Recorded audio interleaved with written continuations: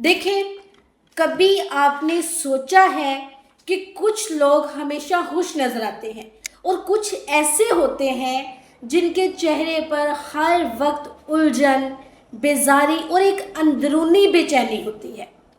دیکھیں، یہ فرق صرف قسمت کا نہیں ہوتا بلکہ سوچ، ایمان اور عمل کا ہوتا ہے۔ نمبر 1 قرآن میں ہے، اللہ تعالیٰ فرما رہے ہیں، اور جو میرے ذکر سے منہ موڑے گا اس کے لیے تنگ زندگی ہو۔ یعنی اللہ تعالیٰ نے خود فرما دیا کہ جو انسان اللہ سبحانہ تعالیٰ سے غافل ہو جاتا ہے اس کی زندگی بے چین ہو جاتی ہے، وہ دولت میں ہو یا شہرت میں، اس کا دل خالی ہوتا ہے، اس کا سینہ تنگ ہوتا ہے۔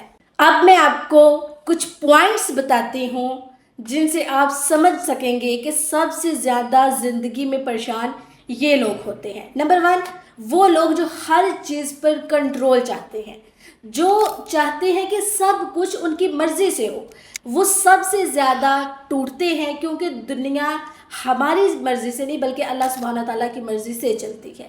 اور جو لوگ دوسروں کو کنٹرول کرنا چاہتے ہیں، حالات کو کنٹرول کرنا چاہتے ہیں، ماحول کو کنٹرول کرنا چاہتے ہیں، یقیناً وہ ناکام ہوتے ہیں اور بعد میں انہیں مایوسی کا سامنا کرنا پڑتا ہے، تو وہ زندگی میں پریشان رہتے ہیں۔